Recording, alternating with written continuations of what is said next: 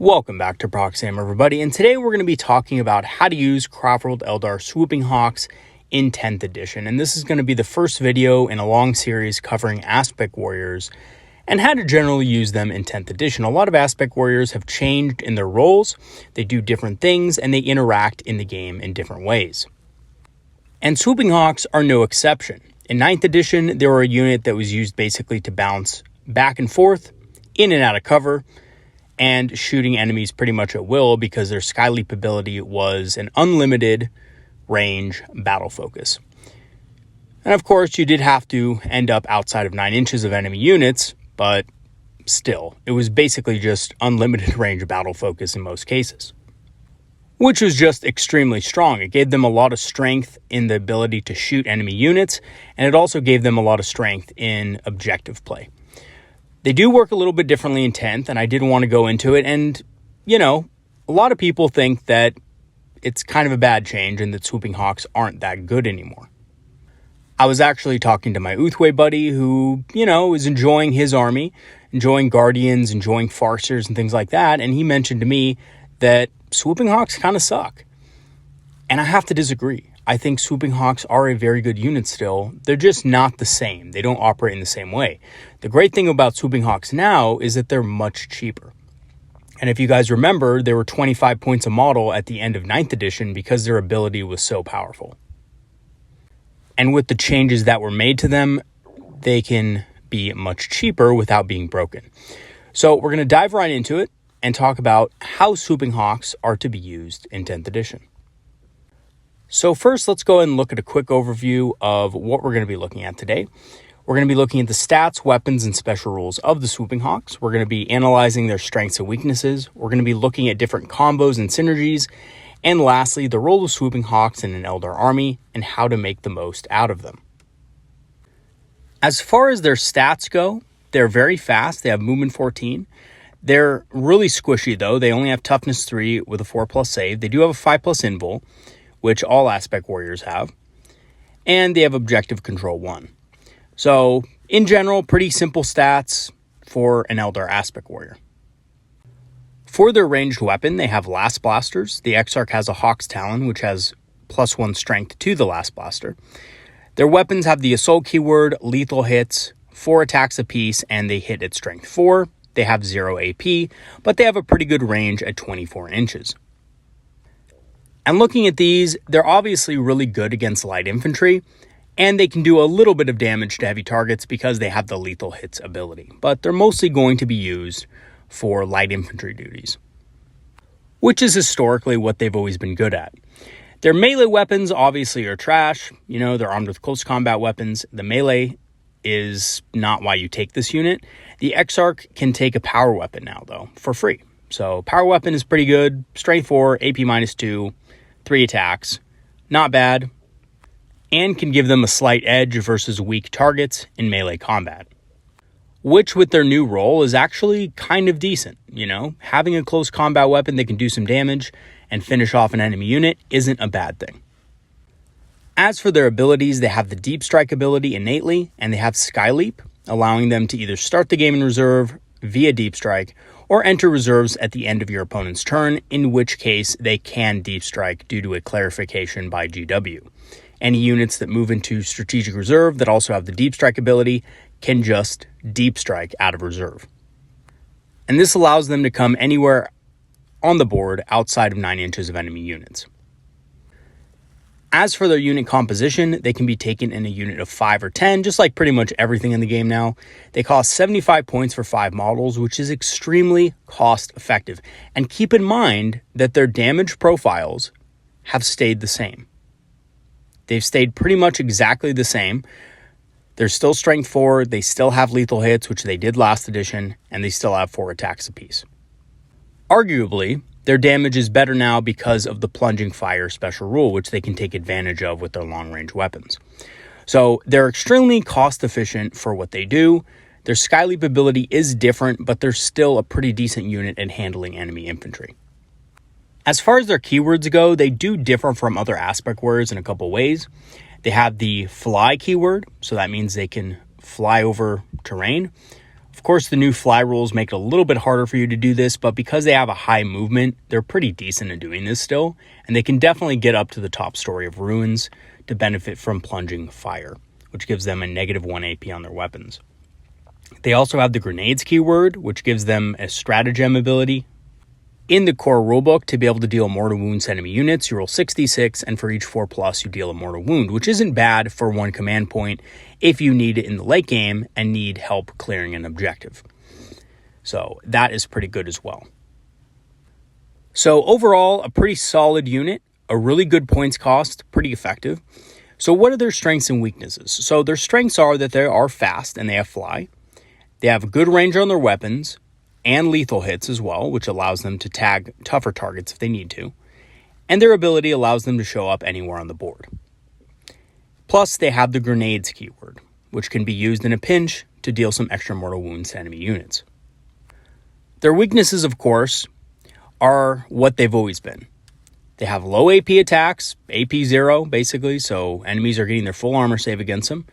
And they're fragile, right? 4+ save and toughness 3 is not great, especially in an age where Overwatch is pretty much king. And Overwatch can take out a large chunk of your army if you're not careful. They do have an invulnerable save to help them out with this, but they're still pretty fragile to be shot with Overwatch. And, even though they're less points now, more expendable, they're not super expendable. So what kind of combos and synergies exist with Swooping Hawks? So the first one that comes to mind is Baharoth. Now, I didn't want to go into Baharoth in this because I think he probably deserves his own video. He changes the role of Swooping Hawks slightly, but not by much. They're still going to be an anti-infantry unit primarily. Baharoth just gives them a 6-inch move after shooting and +1 to hit. So they hit a little bit harder, which again is just going to make them better against light infantry. And also gives them basically a 6-inch battle focus, which helps them move, shoot, and move easier. And of course, kind of harkens back to the old Sky Leap ability that they had in 9th edition, but obviously a much less powerful version of it.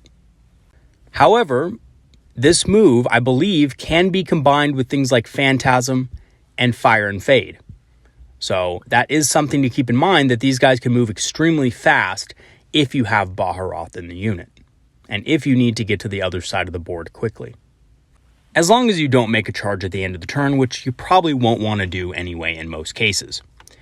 Guide gives them more chances to score lethal hits. You can basically take a big unit of these, put Baharoth in them, hit on a 2+, and fish for lethal hits by rerolling all the dice except for 6s, ensuring that you get the most auto wounds as possible. So this can make the unit actually surprisingly good at dealing with very tough targets with a lower armor save. So they tend to be very good at taking out things with high toughness in this fashion that have a low armor save, like a 4+ save, stuff like that. Vipers can also remove a target's cover bonus, increasing their damage versus light infantry, but not much else. I mean, these guys are basically just going to be good against light infantry. They can be good against tougher targets if you run a big unit with Baharoth and Guide and stuff like that, but it is a lot of investment to kill different targets. And at that point, it's probably just worth it to get something else that can deal with those types of enemy units. Okay, so what is the role of Swooping Hawks in an Eldar army, and how do you make the most out of them? I've heard a lot of players talking about how Swooping Hawks are much harder to use now, and, they are, right? They take a lot more tactical decision-making to use properly than they did last edition when they just had Sky Leap and they could just hop all over the board. Now it's a little bit different because your opponent is going to have an opportunity to possibly shoot them in their own turn, because as you guys know, Sky Leap now activates at the end of your opponent's turn and not after you shoot.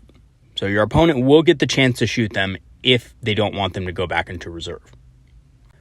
So it's important to note, though, that Swooping Hawks' role has changed significantly than it was in last edition. Last edition, they were a unit, again, that was primarily geared towards Sky Leap, which was move, shoot an enemy unit, then move again so your enemy cannot target them. And because last edition, indirect fire wasn't that strong, a lot of units with indirect fire were overcosted and just didn't perform that well in general. And indirect fire itself was nerfed in addition to that. So a Swooping Hawk unit was fairly durable against indirect fire last edition. This is no longer the case. Swooping Hawks are very fragile and will die to indirect fire if given the chance. So how do you use these guys? Well, the best way to use these guys are for removing very light infantry sitting on backfield objectives by using the Skyleap ability. And my favorite way to use these guys without having them destroyed by indirect fire is just to start them in reserve. They're only 75 points, which makes them a really cheap target to just place in reserves and have them come in later in the game on turn 2, or possibly even later than that if you need to delay a little bit. So Skyleap is a good ability, don't get me wrong. I think it's a great way to keep them in different places and keep your opponent on your toes, but I don't think it's something that necessarily warrants using every single game. And the reason why is because if you start them on the board and you see your opponent has indirect fire weapons, regardless of what you do, your opponent is going to be able to shoot them at least once. Because of how the Skyleap rules are written, it's at the end of your opponent's turn. So if you don't go first, for example, and your opponent goes first, he will have one chance to shoot them before they can go into reserve. Why not just put them in strategic reserve in the first place and have them deep strike? That way they don't have to suffer a round of shooting, and believe you me, that round of shooting will most likely kill every single last one of them. Again, their save is not that great, even with the benefit of cover.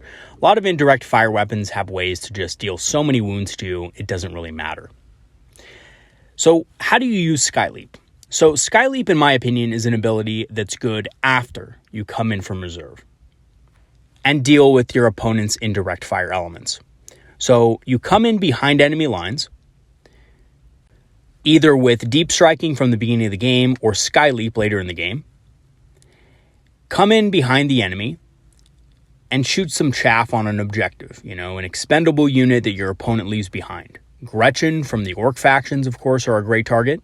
Imperial Guardsmen, Cultists, things like that. A lot of factions will be using chaff units to guard their home objectives. If you come in behind them, they're not going to often get cover unless they're physically in cover. And even then, if the unit has a 3+ armor save, it's not like they can get better than a 3+ due to the new cover rules. And Swooping Hawks are pretty decent at killing things with a 5+ or 4+ save.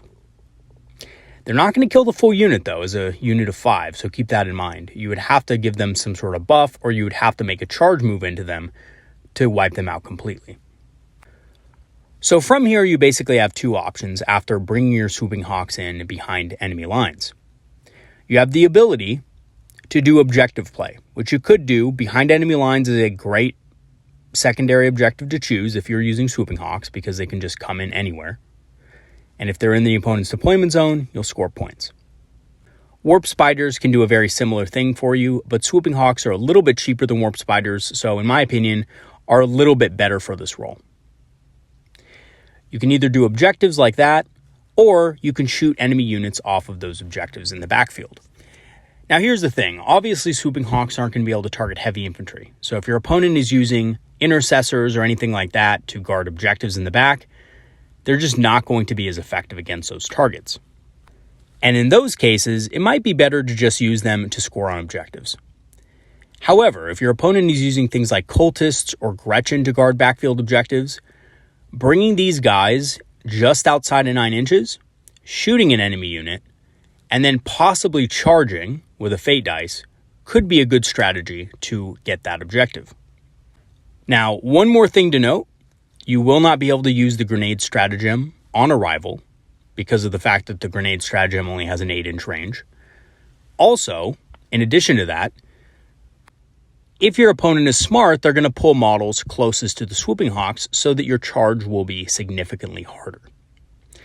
If this happens, you can always get the Swooping Hawks on the objective by using Phantasm in your opponent's turn or Fire and Fade. This is an expensive thing to do, but if it prevents your enemy from grabbing an objective, that's never a bad thing. Of course, if your opponent has objective control too, that might be difficult.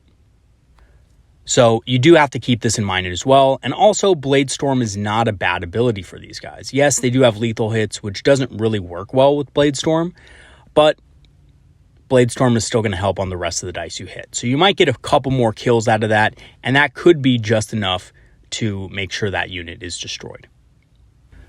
So what else can you do to ensure that you're making the most out of your Swooping Hawks?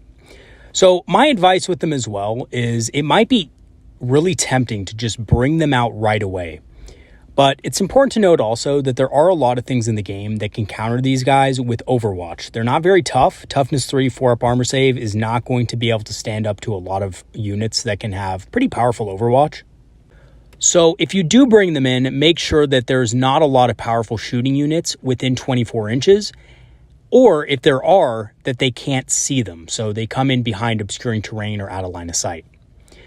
Definitely be patient with them and wait for the right opportunity. And if you're able to do that, your opponent is going to have to spend a lot more resources on them than their points would suggest. Lastly, use their Skyleap ability to play mind games with your opponent and keep them on their toes. When they come in on the board, it might not always be the best thing to just keep them in your opponent's deployment zone. Let your opponent move some units back to try to deal with them, and then once your opponent moves those units back, then Skyleap. Your opponent will have wasted his movement on a unit that is no longer on the board and can come in whenever they want. And I've used this a few times to great effect. My Swooping Hawks have come in, taken on a small unit on an objective in the backfield, killed them or whittled them down to only a couple models. Then when my opponent was moving units back to deal with them, it wouldn't be much, but maybe an intercessor squad or something like that. Then I put my Swooping Hawks back into reserve at the end of my opponent's turn, ensuring that my opponent is going to be out of position and soon to be out of luck. Okay, so in conclusion, while Skyleap is not what it was in 9th edition, it just isn't. Skyleap was much better before, we all know this. Swooping Hawks are considerably cheaper though, and have the same damage, making them very cost effective. Their damage did not change whatsoever, which is something I really like about the Hawks. A lot of Aspect Warriors, especially the melee versions, had their damage nerfed, whereas Swooping Hawks remained relatively the same for a much cheaper cost. And yeah, they don't have the super battle focus that they did last edition, but they still have a very useful ability, especially for, taking objectives and ensuring that your opponent is never going to be able to really corner them. And in doing so, the Swooping Hawks can provide a constant threat to chaff units controlling objectives or score on objectives themselves, even secondaries, things like behind enemy lines or engage on all fronts. And by the way, because Aspect Warriors are generally cheaper now, engage on all fronts is a much better pick in a lot of cases because there's more expendable units in our codex. Swooping Hawks are one of them. Only 75 points for a unit that can be in different places all at once. If you have a couple units of these guys, you can almost score engage just by themselves because of their Skyleap ability. So overall, a very interesting unit with a lot of practical applications. If you have a unit of Swooping Hawks in your army, you'll really never regret it. They can do a lot of objective work, and they can also kill chaff on home objectives, which is something that unless you have a lot of indirect fire weapons or you're running, double Wraith Knight or something cheesy like that, you're not really going to be able to do that effectively. I am going to create a guide on how to make an Aspect Warrior army in 10th edition. It is on my to-do list, so I know some of you have asked me about it. And yes, I am going to make one, probably within this next week. And I'm also going to be making videos and trying to come up with these, every day or every other day, talking about how Aspect Warriors are used in 10th edition. Because, the roles of the Aspect Warriors have changed, but most of them are still very powerful. With a couple of exceptions, which I also will still talk about. I'm still going to talk about Howling Banshees and Shining Spears, even though they're probably not as efficient or good as they were before, and kind of on the expensive side for what they do. But we will go into them and talk about them and how to best use them because they are really cool models. I'm thinking my next video is going to cover Warp Spiders, but every video I do, I'll probably have one of these every couple of days where I talk about Aspect Warriors so we can get through them within the next couple of weeks. So stay tuned for that. Thank you so much, by the way, to all my patrons and supporters who have supported me over the last months. Your help has made the channel better. And the channel is growing at a steady rate, which is honestly so cool to see. I'm so glad that I've been able to reach as much of the Eldar community as I have, and I hope to continue this in the future. I'll go ahead and leave my Patreon and PayPal links in the description for those of you who do want to support the channel. If you don't know if you want to support it or not, you can always do a free trial. Cancellation is obviously free, and you can cancel at any time before 7 days, which is the length of the trial. And joining my Patreon will give you guys access to my Discord community where we talk about all things Eldar, including strategies, hobbying advice, and it's just a general place to hang out and talk about the game we love. Regardless of whether you cancel the free trial or not, your access to the Discord community will stay. So my goal for that is just to create an environment where everybody can participate in talking about Eldar strategies in a helpful and productive way. All right, everybody, that is going to be it for today. Peace out, you guys. See you next time and have some great games this week. See you later, everybody. Peace out.